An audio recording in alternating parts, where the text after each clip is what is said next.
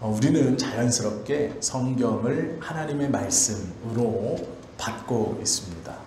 보수주의 쪽에 가까운 저희가 지금 이 섬기고 있는 교회도 보수주의 교단이죠. 그리고 장로교 하면 한국에서는 보수주의를 대표하는 그러한 교단입니다. 또한 저희 교회도 마찬가지로 성경은 의심할 수 없는 하나님의 말씀으로 온전히 이것을 신앙의 모범과 하나님의 가르침으로 100% 믿고 있습니다. 이것을 의심한다는 것은 하나님을 의심하는 것과 같은 것이죠. 그래서 이 성경의 말씀을 모든 것보다 앞에 두고 우리가 하나님을 믿고 따라가는 데 있어서 가장 중요한 기준이 되는, 그리고 길잡이가 되는 유일한 것으로 우리는 인정하고 있습니다. 그런데 문제는 우리가 이 성경을 이렇게 중요하게 여기고 귀하게 여긴다고 고백함에도 불구하고 왜 성경을 중요하게 여겨야 하는지, 그리고 성경을 중요하게 여기면 그 중요하게 여기는 만큼 어떻게 성경을 대해야 하는지에 대해서는 잘 모르고 있습니다. 우리나라가 성경의 말씀을 어떻게든 읽게 하려고 했던 노력 중에 하나가 구역 모임입니다. 아마 다 경험이 있으실 겁니다. 구역에서 모이면 예배를 잠깐 드리고 조사하는 게 있습니다. 교회에 구역장님들이 보고를 해요. 뭘 보고하냐면 몇 명이 모였는지, 어디서 모였는지, 그 다음에 뭘 쓰나요? 성경을 몇 장 읽었는지. 이 굉장히 중요한 거예요. 구역원들이 쭉 둘러앉아서 성경을 읽는 거예요. 서로 이렇게 한 장씩 돌아가면서. 아니면 한 30분 동안 우리가 성경을 좀 읽읍시다 하고 서로 이제 그 성경을 읽죠. 그리고 내가 읽었던 성경의 개수와 구역원들이 읽었던 성경의 개수를 다 더해서 성경을 몇 장 읽었습니다. 이렇게 보고하죠. 저는 개인적으로 굉장히 좋은 것이라고 생각합니다.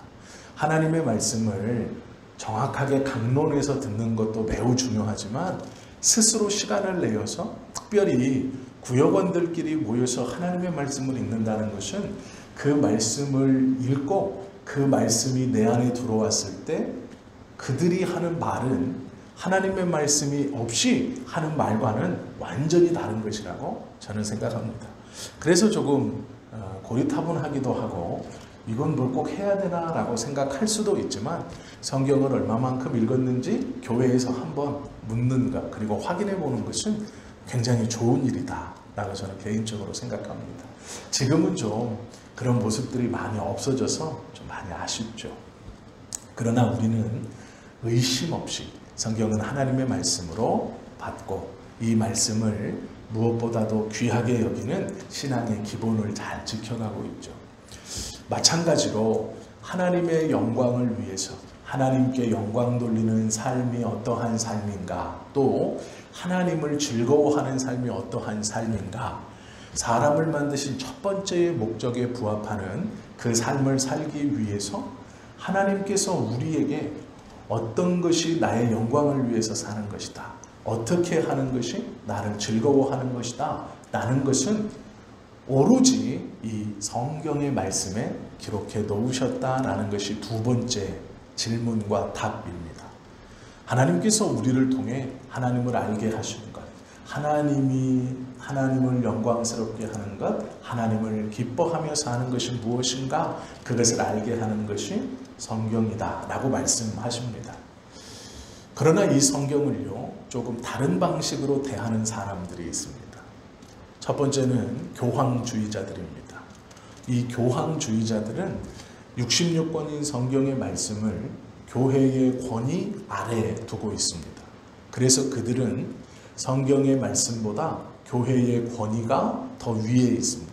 그래서 교회의 가장 위의 권위에 있는 교황은 이 성경의 말씀을 이렇게 넣고 빼고 할 수 있습니다. 즉 하나님의 말씀을 거르고 이것은 하나님의 말씀이다라고 새롭게 채택하여 넣을 수 있습니다. 그래서 카톨릭에서 보시는 공동 번역 성경 같은 걸 보시면 저희와 성경의 권수와 내용이 조금씩 다릅니다. 그럴 수밖에 없는 것이 그 시대에 맞추어서 하나님의 말씀을 넣고 빼고 할 수 있는 권위를 가지고 있는 것이 교회이고, 그 교회의 수장인 교황은 그 권위를 발휘할 수 있다라고 말하는 것이죠. 우리가 이제 오해하면 안 되는 것이요, 교황이 무오하다라는 이 교황무오라는 이것은 교황이 개인적으로 말하고 개인적으로 판단하고 개인적으로 행동하는 것이 무오하다라는 게 아니고요, 하나님의 교회를 통치할 때와 주님의 말씀을 선포할 때 그리고 해석하고 적용할 때 무오하다라는 뜻입니다. 그래서 교황은 교회의 머리로 교회를 통치할 때 무오하다라는 것이 교황무오이지, 교황은 죄도 안 짓고 그의 말이나 판단이 모두 다 흠이 없다, 그런 의미는 아닙니다. 그런데 문제는 이 하나님의 말씀을 대하는 데 있어서 그들은 이 말씀보다 교회의 권위가 위에 있기 때문에 이 말씀을 가르치지 않고 교회의 권위와 전통을 가르칩니다. 왜 그러냐면 이 교회와 전통은 말씀을 이끌어가는 것이기 때문에 그렇습니다. 그래서 처음에는 가톨릭의 성도들은 하나님의 말씀을 귀하게 여기지 않았어요. 신부님들조차도 절기에 교황청에서 나오는 그런 강론들을 중요하게 여겼지 성경을 해석하는 것들을 중요하게 여기지 않았습니다. 그래서 한때 개신교 목사님들의 신학 강의들을 신부님들이 많이 듣곤 하셨어요. 당신들이 성경을 읽으면서 궁금했던 것들이 다 교회의 가르침으로 있습니다. 그런데 그게 어떤 것이냐면 교황 누구누구누구는 이것을 이렇게 가르쳤고 교회에서 이렇게 적용했습니다 라고만 있는 거예요. 그 교황 누구누구의 가르침은 이미 1000년 전에 500년 전에 멈춰있는 것입니다. 그래서 지금 2000년대의 신부님들이 하나님의 말씀을 연구하면서 500년, 1000년 전의 교황의 말을 그 해석을 반박하지 못하고 그 해석이 나아가지 못하고 그대로 받는 거예요.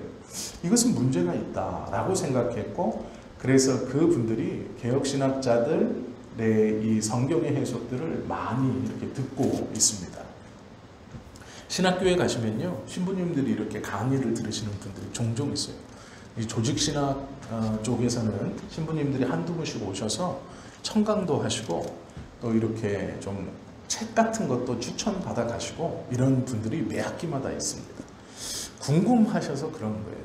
성도들에게 교리를 가르치다 보니 이게 지금은 어떻게 얘기하고 있는가라는 것이 궁금하신 것이죠. 교황주의자들은 성경의 무호성을 부정합니다.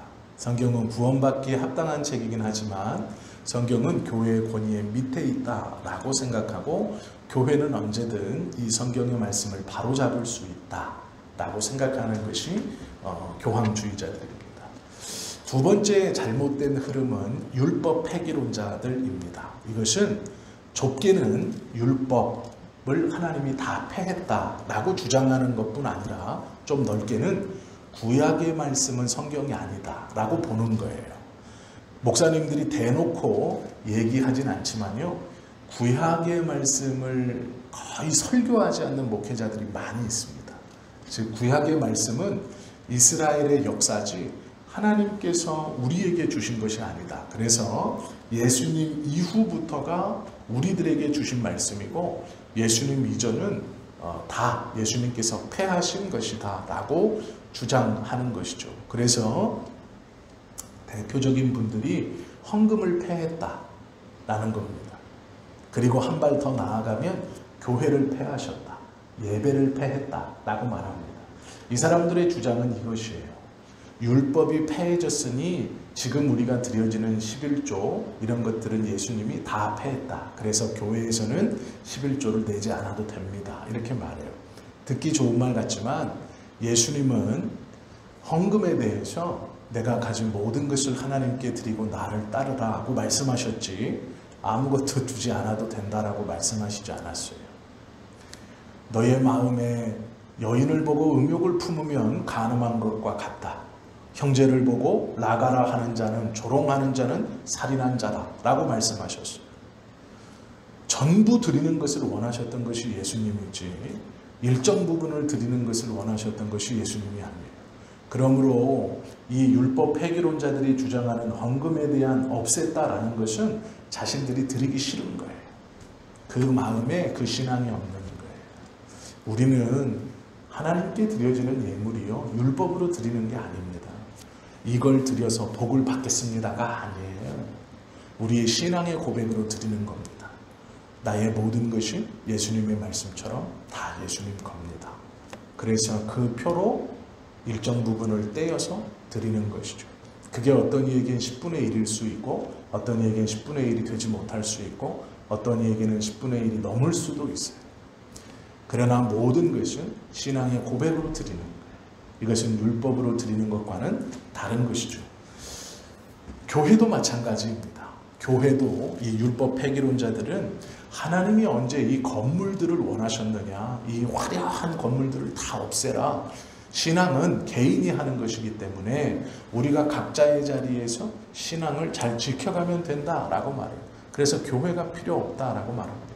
이것을 파라처치라고 해요.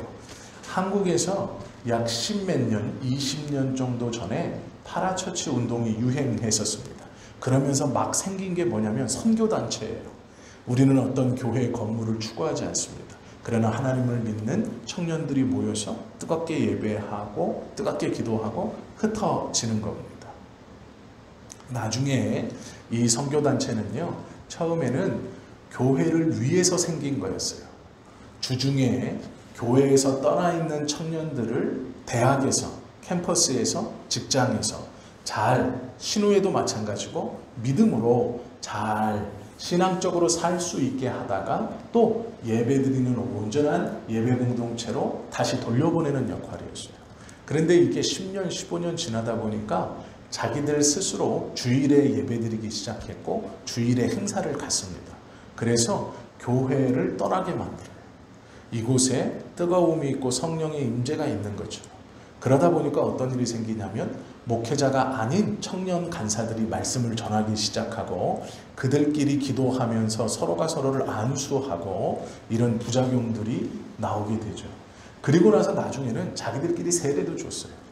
이것이 문제다 해서 한국 교회에서 전체적으로 선교단체의 활동을 금하거나 이 급진적인 선교단체, 즉 파라처치, 기존 교회를 해체시키고 이곳에서 자유롭게 모여야 한다는 것을 금하는 그런 말도 결의된 적도 있을 정도로 문제가 심각했습니다. 이 출발이 다 어디서 나왔느냐? 율법 폐기론에서 나오는 거예요. 이 율법 폐기론은 신구약의 말씀 중 특별히 구약의 말씀이 이제 하나님의 말씀이 아니다. 시대에 따라 변했다라고 생각했기 때문에 나오는 것이죠. 또 반대로 열광주의자들이 있습니다. 이것이 무엇이냐면 글로 써져 있는 성경은 이미 죽은 성경이고 성령의 능력과 은혜로 우리가 살아있는 신앙, 그렇기 때문에 하나님의 말씀이 중요하지 않고 체험이 중요한 거예요. 그래서 말씀은 한 구절만 읽고 그 한 구절을 계속 어떤 이야기를 덧붙이고 어떤 이야기를 덧붙이고 어떤 이야기를 덧붙여서 이 말씀이 역사하는 게 아니라 말씀은 그냥 입구, 문을 여는 입구이고 그 안에 들어가면 자신들이 생각하고 있는 수많은 이 감동을 주는 이야기들, 감격을 주는 이야기들로 그 안에 밀어넣어서 이것이 성령의 은혜다라고 말하는 것이에요. 특별히 문제되는 것이 있습니다. 온누리교회에서 받아들인 손 무슨 장로님이 하시는 운동이 대표적인 거예요. 이분은 장로님이신데 온누리교회에서 성도들을 불러다가 마음에 상처 입은 자들 가슴에 손을 얹고 이 시간 하나님의 터치를 기대하십시오 라고 말하면서 터치 이렇게 말하는 것이죠. 그건 성경적 치유도 아닙니다. 그래서 하나님의 역사가 아니에요. 그것을 성령의 은혜라고 말하면 안 돼요. 이게 열광주의자들의 모습입니다. 성령의 역사는 말씀과 함께 일어나는 거예요. 전하는 자가 말씀을 제대로 전하지 않는데 그 뒤에 따라오는 것이 하나님의 역사다? 아니요. 그건 거짓말입니다. 군중 심리로 하는 거예요. 이걸 열광주의자들이라고 합니다. 성경은 죽은 문자이고 자기들은 이를 초월해서 산다고 생각해요. 하나님의 말씀을 붙들고 있다고는 하지만 자기들의 감정적 경험과 함께 모여 열광하는 것을 더 신앙인의 덕목으로, 그리고 그것들이 성령의 역사라고 착각하며 살아가는 것이죠. 그런데 문제는 이 열광주의자들은 사람들을 잘 끌어모읍니다. 또 사람들이 많이 몰려요. 눈에 보이는 어떠함이라고 생각하기 때문이죠. 그러나 이것은 성경적이지 않다라는 것이죠. 네 번째는 성경을 경시하는 사람들이 있습니다. 이건 아주 쉬워요. 성경을 기독교인인데도 불구하고 몇 주 동안 한 번도 보지 않는 사람들입니다. 성경은 교회에 와서 그냥 읽는 거예요. 하나님의 말씀은 예배 시간에 함께 읽는 걸로 충분하다라고 생각하는 사람들이에요. 이것은 성경을 경시하는 사람들입니다. 하나님의 말씀을 말씀으로 믿지 않고 있다는 반증이에요. 그렇기 때문에 성경을 보지 않는 거예요. 이들은 희곡이나 소설을 더 좋아해요. 믿음의 간증들을 더 좋아해요. 즉 무엇이냐면 새롭게 하소서를 참 좋아해요. 이들은 내가 하나님의 사람이다, 은혜가 있다, 내 안에 성령이 계시고 내가 그리스도입니다 라는 것은 무엇으로 판별하려고 하냐면 하나님께서 해주신 이야기를 좋아한다로 판별하는 거예요. 즉 하나님이 저들에게 베푸셨던 은혜들을 들으면서 감격하고 감동해요. 아, 하나님이 저 사람에게 저런 은혜를 주셨구나. 그래, 참 좋은 하나님이지. 그런데 스스로는 성경을 보지 않아요. 하나님의 말씀을 스스로는 읽지 않아요. 이들은 라디오를 틀어서 설교를 잘 듣기는 합니다. TV를 틀어서 간증 프로그램들을 잘 봐요. 성경을 보진 않지만 성경에 관련된 책이나 희곡이나 영화들을 참 좋아해요. 그러면서 자신의 종교성이 충만하다는 것을 좋아하는 사람들이에요. 엄밀히 말하면 성경의 말씀을 읽지 않는다는 것은 성경을 경시하는 태도예요. 즉 그것은 하나님의 말씀을 듣지 않는다라는 것과 같아요. 우리가 하나님의 말씀을 가까이 한다라는 것은요, 라디오를 틀어 설교를 자주 듣는다는 의미가 아니에요. 내가 그 간증 프로그램들을 좋아해서 즐겨 찾아본다가 아니에요. 성경의 말씀을 직접 읽어야 되는 거예요. 성령님께서 이 말씀으로 나를 인도해 주시기를 내가 직접 기도하고 내가 직접 읽어서 나에게 주시는 하나님의 말씀들이 처음에는 어색하죠. 아무것도 모르겠죠. 그러나 기도하며 하나님의 말씀을 계속 읽다 보면 그 순간 나도 모르게 어느샌가 하나님의 뜻과 세미한 음성들이 내 안에서 나를 이끌어감을 느껴요. 성경을 경시한다는 건 성경을 하찮게 여긴다는 말이 아니에요. 성경의 면지가 푹 쌓여있다 그런 의미가 아니에요. 스스로 보지 않는다. 스스로 읽지 않는다. 이것은 성경을 경시하는 사람들이죠. 그리고 제일 나쁜 것이 있습니다. 그것이 뭐냐면 성경을 악용하는 사람들. 하나님의 말씀을요 교묘히 해석하는 거죠. 전혀 그런 말씀이 아닌데 전혀 다르게 해석하는 거예요.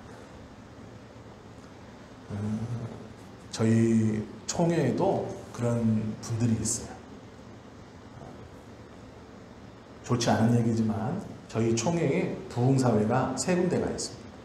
총회에서 인준한 총회 부흥사회가 있어요. 이 총회 부흥사회는 총회에서 인준한 거예요. 우리 총회에서 인준한 우리 총회 소속 부흥사회, 이거는 모든 교단들이 다 있습니다. 저희 교단도 있어요. 우리 교단도 있는데요. 이 총회 부흥사회에 소속된 부흥사라고 하셔서 활동하시는 목사님들이 한 150여 분 있어요. 이 150여 분의 수장이 누구냐면, 대표가 누구냐면 김동기 목사님이세요. 이분이 총회에 150명의 정말 우리나라에서 일주일에 2번 이상 부흥회를 뛰는 목사님들이시거든요. 이 150명 전체가. 즉 총회 부흥사회는요 들어가기가 어려워요. 굉장히 까다롭습니다. 그래서 이 총회 부흥사회를 다른 두 부흥사회, 신문에 보시면, 제가 학교 가서 기독교 신문을 하나 갖고 왔는데 아마 광고가 있을 거예요. 업드림이라는 또 부흥사회가 있어요. 이것도 우리 총회 목사님들. 이게 조금 죄송하지만 이진이에요. 이진. 이게 부흥사 목사님들 중에 이진 그룹이에요. 이 업드림이라는, 영어로 업 쓰고 뭐 드림에서 업드림인데 이게 이진이에요. 그리고 또 삼진이 있어요. 부흥사 협의회라고 부르는 총회. 근데 이 두 그룹에서 여기서 이렇게 넘어가고 여기서 이렇게 넘어가는, 그러니까 부흥사님들이요 그냥 자기가 뭐 부흥사네 이렇게 생각하시면 안 돼요. 그분들 명함에 총회 부흥사회 이렇게 써 있으면 아, 이 사람은 그래도 이 총회에서 대단한 사람이구나 이렇게 생각하시면 돼요. 근데 제가 그 목사님들 이렇게 뵀거든요. 총회 부흥사회 목사님들 뵀어요. 보는데 우연히 이제 학교 갔다가 그분들이 이제 큰 그 콘서트장에서 회의를 하시는 거예요. 모여서 대학에서. 그 공교롭게 해서 이제 수업이 좀 일찍 끝나서 거기를 이제 갔어요. 그래 듣는데 이 말을 하시더라고요. 김동균 목사님 하시는 말씀이 뭐냐면 성경을 좀 읽으세요. 부흥사 목사님들한테 성경을 좀 읽으세요. 10년 전에 읽었던 성경 가지고 설교하지 말고 성경을 좀 읽으세요. 목사님들이 성경을 안 읽고 부흥에 인도하시면 어떡해요? 그러니까 이미 레퍼토리가 있는 거죠, 이분들은.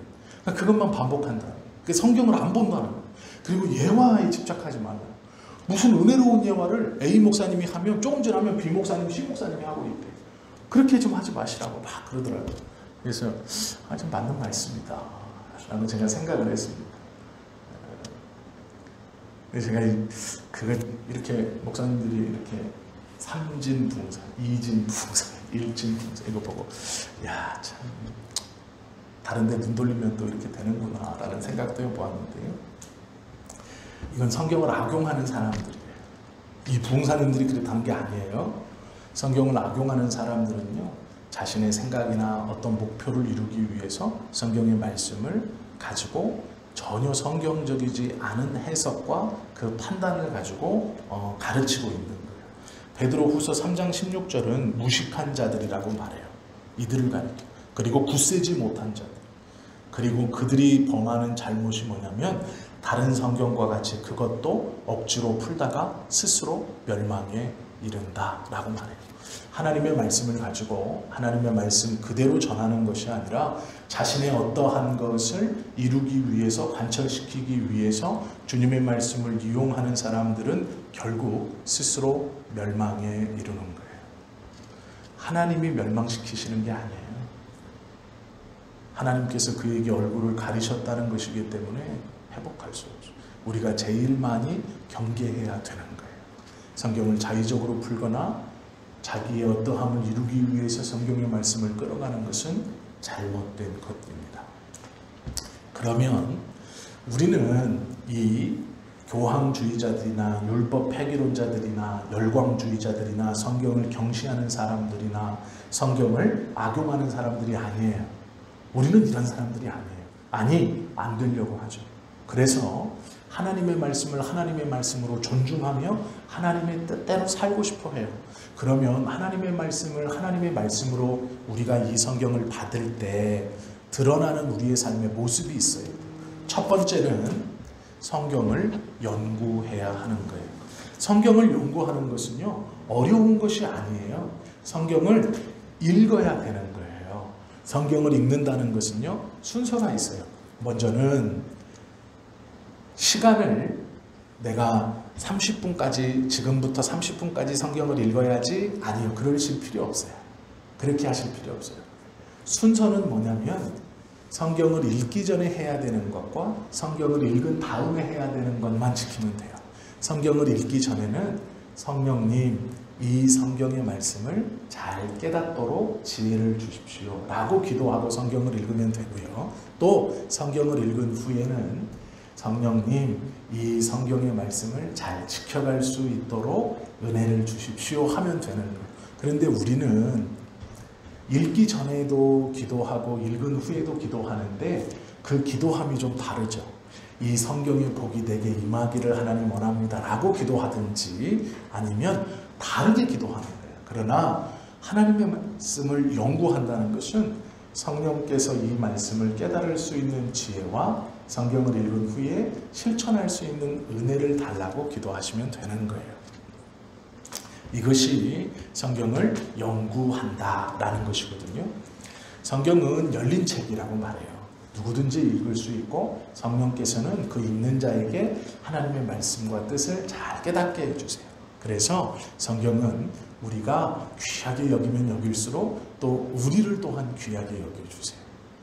그래서 성경이 진짜 하나님의 말씀이라면 성경을 읽어라 라는 거예요. 이게 연구예요. 두 번째는 이 기록된 말씀을 소중히 여겨야 돼요. 욥기 23장 12절 말씀에 보면 이 기록되어진 성경대로 이루어진다라고 욥이 기록해요. 그리고 잠언에 보면 이런 말씀이 있어요. 6장 23절 말씀도 같은 의미인데요. 대저 명령은 들불이요 법은 빛이다 라고 말씀하고 있어요. 하나님의 말씀이 내 앞에 등불이고 내 삶의 법이라고 성경의 말씀을 존중하는 거예요. 성경이 하나님의 말씀이라면 이를 신뢰하고 믿으라라는 거예요. 누가복음 16장 31절 말씀에 보면 이런 말씀이 있거든요. 우리는 성경을 내 기준과 상황에 맞을 때는 하나님의 뜻으로 믿어요. 그런데 내 상황과 수준이 안 맞으면 이거 약간 무시하는 성향이 있어요. 그렇지 않다는 거예요. 모든 것이 하나님의 약속의 말씀이다. 모세와 선지자들에게 듣지 아니하면 비록 죽은 자 가운데서 살아나는 자가 있을지라도 권함을 받지 않는다라고 말해요. 하나님께서 이 땅에 주신 이 성경의 말씀으로 믿지 않으면 죽은 자가 살아나서 하나님의 말씀을 전한다고 해도 그는 믿지 않는다라는 말이거든요. 그러니까 이 성경의 말씀을 신뢰해야 된다. 그리고 성경이 정말로 하나님의 말씀이라고 믿는다면 이 말씀을 사랑해야 돼요. 시편 119편 97편에 보면 내가 주의 법을 어찌 그리 사랑하는지요 라고 고백하는 시인을 볼 수 있어요. 하나님의 말씀을 사랑한다. 이 말씀을 아낀다 라는 것이거든요. 시편 19편 10절에 보면 이 말씀이 꿀과 송이꿀보다 더 달콤합니다 라고 말해요. 하나님의 말씀이 달던가요? 하나님의 말씀 무서운 것이죠. 누구에게 무섭습니까? 죄인들에게 무서운 거예요. 하나님의 말씀을 사랑한다는 건 이미 그는 죄인이 아니라는 거예요. 그 말씀 속에서 두려움이 아니라 하나님의 위로와 하나님의 은혜와 하나님의 지키심을 확신하기 때문에 그 말씀을 사랑할 수 있는 것이죠.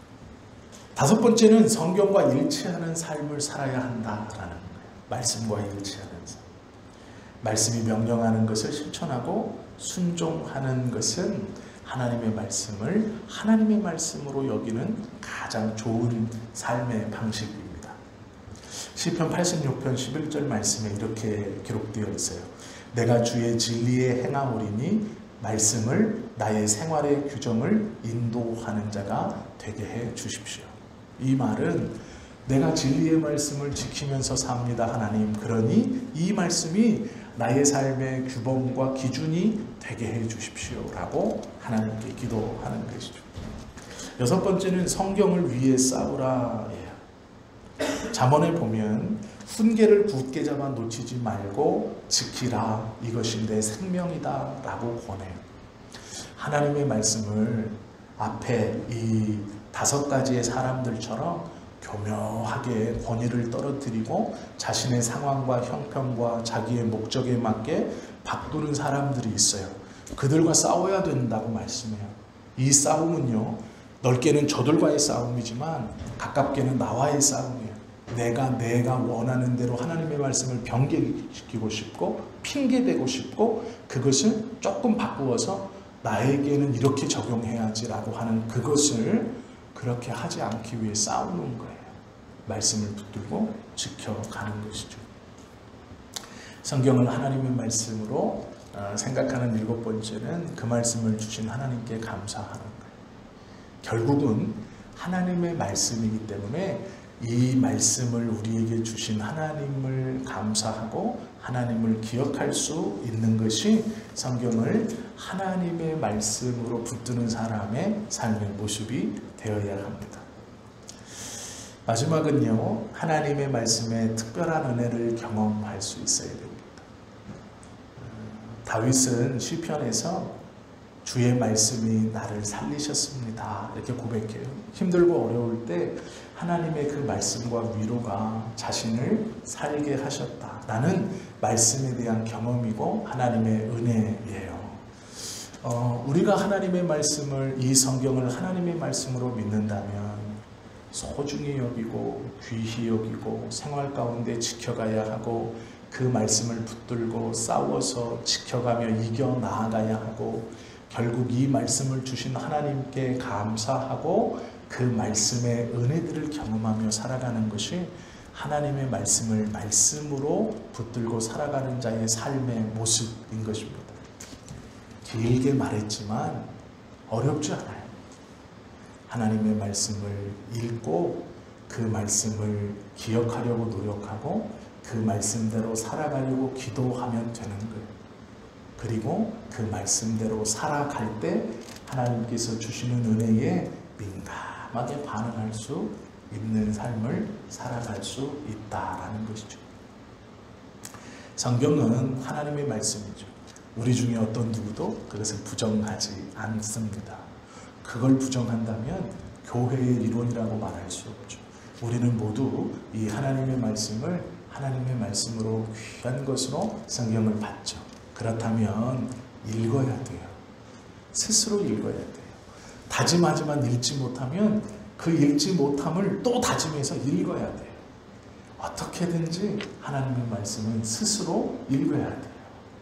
스스로 읽으면 성령께서 그 안에 그 말씀을 가지고 우리로 살아가게 하시고 하나님의 은혜를 또 부어주세요.